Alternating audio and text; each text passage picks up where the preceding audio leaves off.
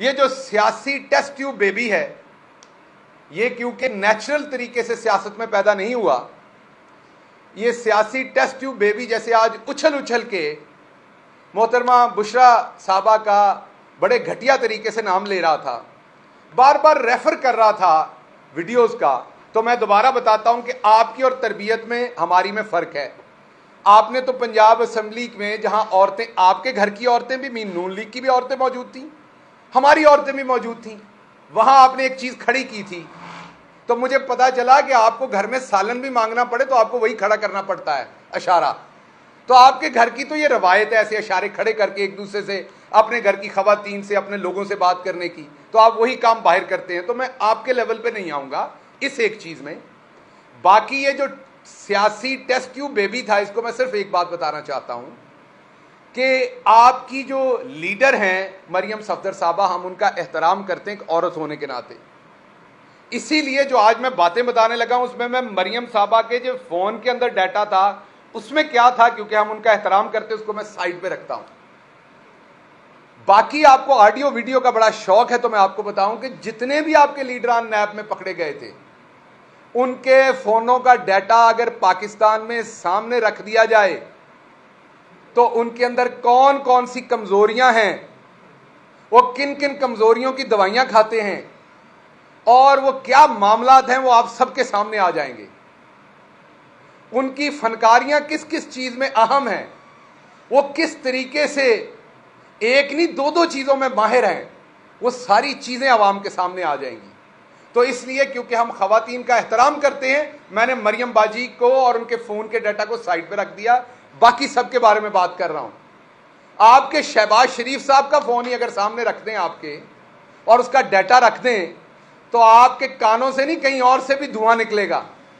یہ جو سیاسی ٹیسٹ ٹیوب بیبی ہے، اطاعت تارڑ، اس طرح کے لوگ اسی شکل کے ساتھ شیخوپورہ لاہور کی بسوں کے اندر جھوٹی قسمیں کھا کھا کے سانڈے کا تیل اور جنتریاں بیچتے ہیں۔ اس طرح کا چول آدمی لوگوں کی گھروں کی، عورتوں کے گھروں کی باتیں کرتا ہے۔ اس کو لگام دیں، اس کو کھولنے والے، اس کا پٹا جنہوں نے کھولا ہے اس کو بتائیں کہ اس کی زبان کو لگام دیں۔ آپ کے دادا مرحوم فوت ہو چکے ہیں، اس لیے میں بات نہیں کرنا چاہتا زیادہ، وہ بزرگ بھی تھے اور فوت بھی ہو چکے ہیں۔ جو کارنامے انہوں نے انجام دیے ہیں اس ملک میں، جس طریقے سے ججز کو انہوں نے خریدا اور بیچا تھا، جو اس طریقے سے، میں پھر پنجابی کا لفظ کہوں گا، غصہ کر لیا جاتا۔ ہماری زبان پہ تو بڑا ہی تپ ہے لوگوں کو، اس لیے غصہ کر جاتے ہیں جدوں میں اپنی زبان بولتا ہوں۔ جو بروکری انہوں نے، انگریزی والا قبول ہے، انگریزی میں جو کہو قبول ہے، پنجابی میں نہ کہو یہ قبول نہیں ہے۔ جو بروکر وہ بنے تھے، جو بروکری انہوں نے کی تھی، وہ سب کے سامنے ہے۔ تو جیسی آپ کی تربیت ہے، آپ نے ویسی باتیں کرنی ہے لوگوں کی عورتوں کے بارے میں۔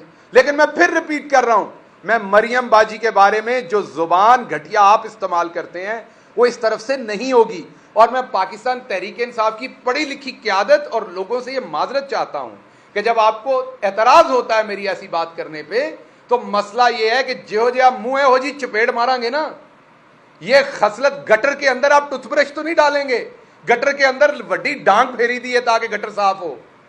گٹر کے اندر ٹوتھ برش سے صاف نہیں ہوتا گٹر، یہ گٹر ہے، ان کو صاف کرنے کے لیے وڈی ڈانگ دینی پہنتی ہے گٹر دے وچ۔ اس لیے آپ کو میں نے یہ بتانا ہے آج کہ دوسری کاوش ان کی یہ تھی، پہلی میں نے آپ کے سامنے رکھ دی، دوسری کاوش آپ کے سامنے اب میں رکھتا ہوں، اور وہ یہ ہے کہ آپ کو تیسری بات جو میں آپ کے سامنے اب رکھتا ہوں، دو باتیں میں نے کر دی، تیسری آپ کے سامنے رکھتا ہوں۔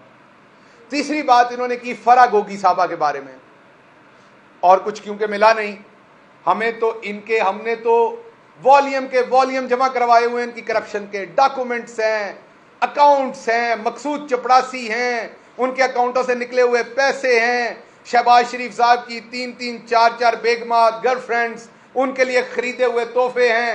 ہوں جہاں چاریاں بھابیاں نے، وزیر اعظم صاحب جہے نے کرپٹ اعظم، انہیں کٹڑ نہ لگ پینا، واقعی ہے نے کوئی ایک دو اور سہیلیاں بھی، ان کے لیے خریدے ہوئے تحفوں کی ڈیٹیلز ہیں۔ ہم تو سب کچھ دے چکے ہیں، یہ بار بار ایک ہی گردان گنتے ہیں فرا بی بی۔ اچھا الزام کیا ہے؟ پنجاب کے اندر ڈی سی، اے سی، کمشنر لگوا کر پیسہ کمایا۔